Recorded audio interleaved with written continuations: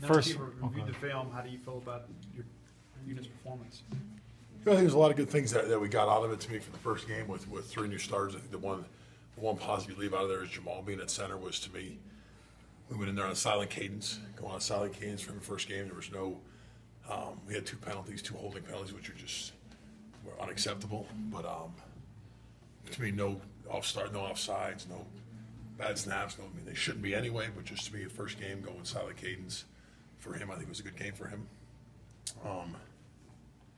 Overall, I think we played average. I get a lot about the first game for, really Rufus, Jamal. I shouldn't say Devin, but just really the first game getting back into things, which is always hard. Just not hit anybody since whenever we played last January. We just did, fundamentally, we got to pick things back up. Just to me, we didn't do things. To me, we need to play lower. We need to get our pads down and play our feet a little more. What's the most difficult aspect for Jamal in the silent cadence for something that he hasn't done before? It's just his communication. It's just communicating. It's all the calls with communication with the variations of what we use. It's one more added thing instead of just making our calls, hey, listen, the cadence, go. Now it's, I got to get up, I got to see the motion, I got to see the snap, I got to be on top of it. Then again, doing a great job because he's responsible for the other 4. To make sure they hear it, make sure those calls are made. They made their calls before he even starts with cadences. But just to me, it's not that it's hard, but it's just something it's an added responsibility that, we won't do it for another 3 weeks, 4 weeks till we go to Auburn. So it's just so we practice it 2 weeks prior, knowing we're going. There could be a loud situation there. It was good to get it in before really his first time is at Auburn, or it'll be louder than it was down there in Hattiesburg. But again, I thought he did a great job doing that, handling that. Are there ways that you replicate that in practice, whether it's loud music or loud something to? Yeah, we have music every noise? day in practice. You can't hear yourself in practice. So, but it's always going on out there. It's just, again, every drill we do is silent cadence. So it's inside drill, whether it's one on pass rush, everything is done. And silent cadence is really, it's not for him, it's for the tackles. So they can see they can see what they got to see, and they can hear it without. If you can't hear Dak's voice, right, is that voice in there? So he's got to communicate to them. And again, it's all for them not to be on timing with them, and for them to be on time with him, and for him to be consistent in all his different cadences that he's using.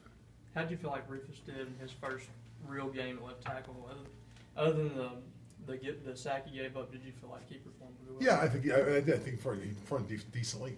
Again, there's a lot of room for improvement. I think the one thing is learning to play for him, which he's never done in 5 years, is to play 67 snaps. For him, he'd been consistently maybe 10 to 15 snaps at most in a game. Now it's 67, so you see, to me, even as the end of the game went on, not that there was a lot of plays. We didn't have anything in the first half. I think we had 22 plays. In the second half, it's just okay. How his energy has to go through the game and go throughout the game. 467 plays, not, I'm going to sit in the silence for a while, run out there for a couple plays, come back. So I think that's part of that game atmosphere that he needed. Each of them had their own individual thing. But I think that was the big thing for him that he learned from that experience. You talked in the preseason about getting 8 to 10 guys ready to play. How do you feel about your depth right now? Good. I feel better. Again, I think the one thing is it's every week we go along is they're getting more reps. And to me, for really, you look at the twos, the backups there, where he got in the game for the last couple of plays was Elton and Dion. I didn't get Jock in the game there, but it was for them was really the preparation during the week. It was for those guys. I didn't realize till going in there that I think I brought 12 guys with me.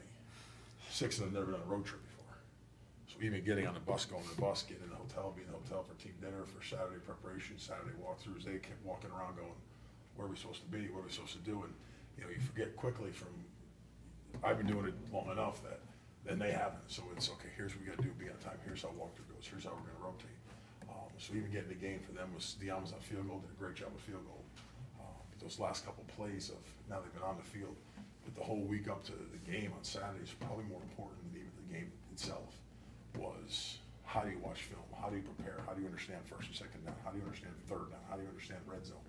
All the situations, and how do you watch the film and prepare and know and plan? So you see that even this week so far, during the week, they've already got knowledge of, here's what I got to watch, here's what I got to do, here's what I have to understand that I didn't understand last week. So I think that, the experience, I think that's why you sit there and play these first couple of games. The young guys, new guys, get experience from just game atmosphere. For them, it's going to be different, even home game now. Not being on the sidelines, being juice boys or whatever they are. So now it's, I'm dressed and I'm going in. So it's, again, it's gonna be another experience for them going into this one.